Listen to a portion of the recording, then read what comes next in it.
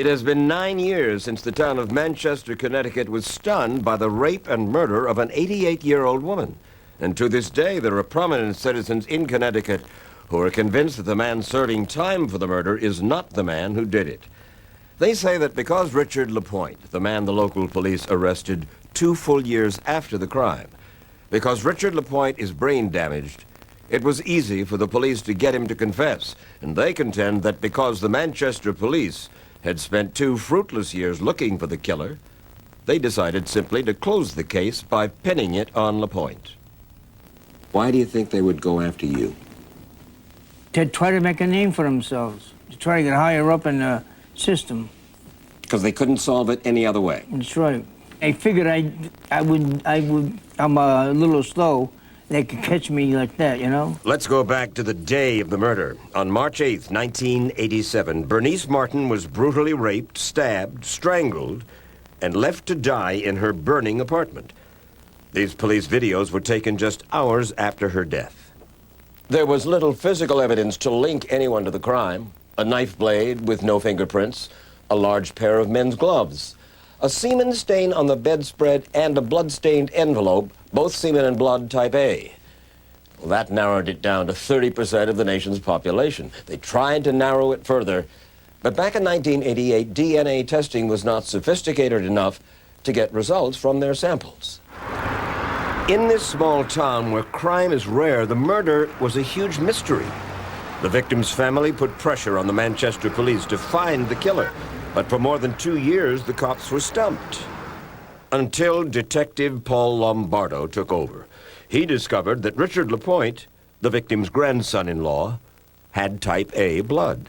And so on a quiet July 4th, 1989, when the town was closed down and the police station was empty, they brought LaPointe here to this room on the 2nd floor of their police station for questioning. They had manufactured an elaborate phony setup. They put a fake sign on the door. They hung fake evidence exhibits on the wall, designed to convince the brain-damaged LaPointe that they had the goods on him.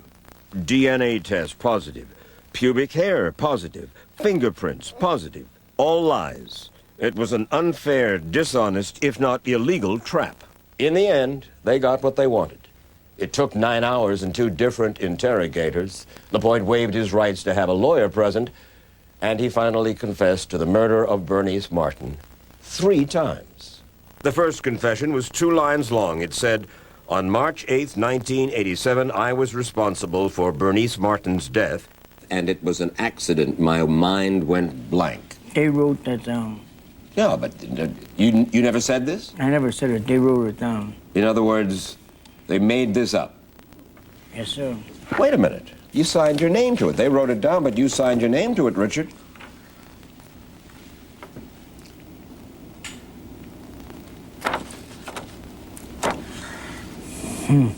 Just moments after signing that first confession, police say LaPointe recanted, told them he didn't do it.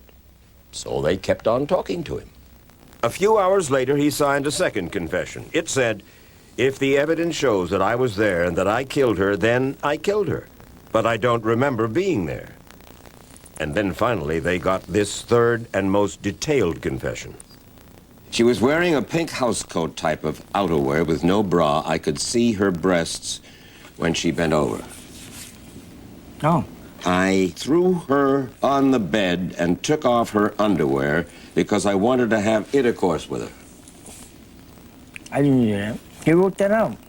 After the sex, she said she was going to tell my wife, Karen. I then went to the kitchen and got a steak knife with a hard plastic brown handle and stabbed Bernice in the stomach while she was laying on the couch. The rest of the incident I do not recall, although I admit to having strangled her. And then you sign it. Why'd you sign it? I just wanted to leave the police station. I was there long enough. And I figured if I do this, I could get out. They wouldn't...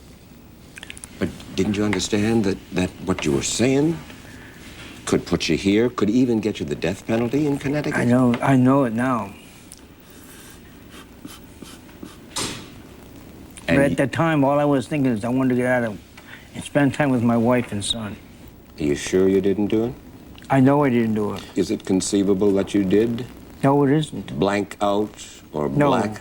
no. I was home all afternoon. At the same time, July the 4th, 1989, that LaPointe was being interrogated at the police station, another detective, Michael Morrissey, was questioning LaPointe's wife at their home. And she gave LaPointe an alibi, saying he was home with her at the time of the murder. No. Why do you say no? He didn't leave the house. I know that he did not leave the house that day. I know it happened. Police ignored the alibi and arrested LaPointe for murdering his wife's grandmother. Every other Wednesday for the past 3 years, a group of people who call themselves the Friends of Richard have been meeting at a Burger King outside Hartford, Connecticut. They believe LaPointe's alibi, and they believe he is innocent. I know after seeing this that Rich could not have done that. There are psychologists and professors among them, policemen and housewives, teachers, filmmakers, writers, an impressive group that believes the cops railroaded LaPointe into confessing. One of the characteristics of people with Andy Walker syndrome is they don't have a vermis. They're missing a big chunk of their brain, of their cerebellum.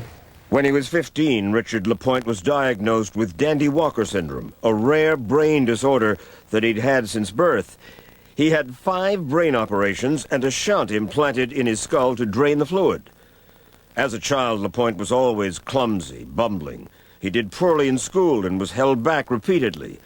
His IQ, at 92, is in the low normal range, but the Friends of Richard say he has severe limitations. Bob Persky, an advocate for the disabled, founded the group. Dandy Walker is worse than mental retardation. It's very serious. There's parts of the brain missing. His eyesight, his hearing have all been impaired. His dizziness, his concrete thinking. What does that mean, concrete thinking? Well, you know, when they said, do you want to waive your rights? In his way of thinking, say, well, gee, in the police station, you waive it the right. You sure wouldn't waive it the wrong. Tom Condon is a reporter for the Hartford Courant. Here's a mentally handicapped guy in need of constitutional protections, if anyone is, pulled into police headquarters, for 10 hours, no lawyer, no tape recorder. They sweat a highly specious and dubious confession out of him, and that essentially is what he's convicted on. Tom Condon wrote in the Hartford Courant that LaPointe is eager to please authority figures and that he was swayed by the police into saying what they wanted him to say. And look at the confession. I mean, it's almost as if he confessed to a different crime. He says he stabbed her on the couch. She was never on the couch. It happened in the bedroom. He said he choked her manually. She wasn't choked manually. She was choked by intense pressure from one side of the neck. Public defender Pat Culligan tried to get the judge to throw out the confessions, arguing they were coerced and inaccurate.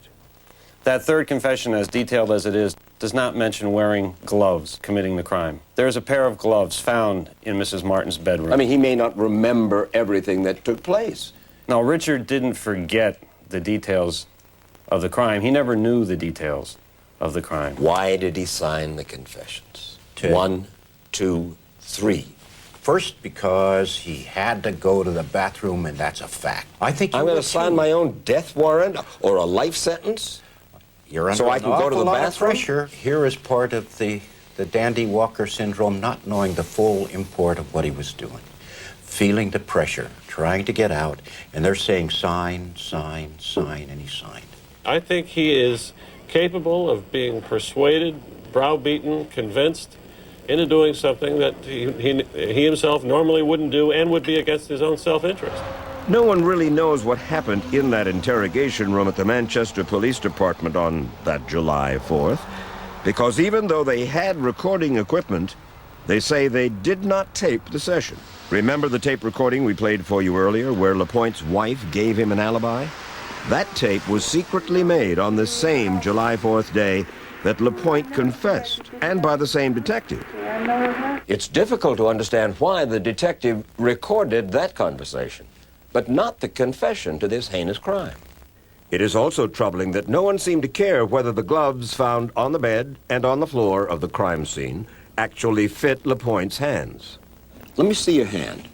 We put his hand on a tracing of the glove, and his hand was far too small. There is more. Police discounted these eyewitnesses who said they saw a large man running from the scene of the crime. LaPointe is 5'2".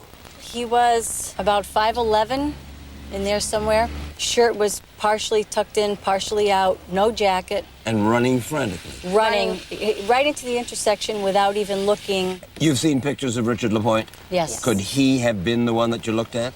No. No. Why not? Too short and too stocky. I think None of this information was brought out at LaPointe's trial. LaPointe's defense attorneys put him on the stand thinking the jurors would see how brain damaged he was. But on the stand, he seemed disinterested, unsure, confused. Similar to the way he answered when I questioned him about his confessions. I didn't do that. He wrote that out. He wrote all this. And the jurors said they refused to believe that anyone would confess to a crime he did not commit. When a defendant says, I confess to it, but I didn't do it, the burden of persuasion in that type of a case, I think, is nearly insurmountable. Again, LaPointe's attorney. What we're trying to overcome is a juror's belief in the system and a belief that the police do things the right way. So you really believe, at bottom, that the Manchester Police Department acted in an unethical, immoral, illegal way? Yeah, I do. Neither the police nor the prosecuting attorney would talk to us. The case is over, they said. We had a verdict. There is nothing to talk about. LaPointe has been behind bars for 7 years now. Initially, his wife and her family believed he was innocent. Now they think he is guilty, and his wife has since divorced him. We wanted to talk to LaPointe's ex-wife, Karen, to see why she had changed her mind. Karen declined to be interviewed on camera, but she did tell me it was all that evidence the police found that convinced her. What evidence?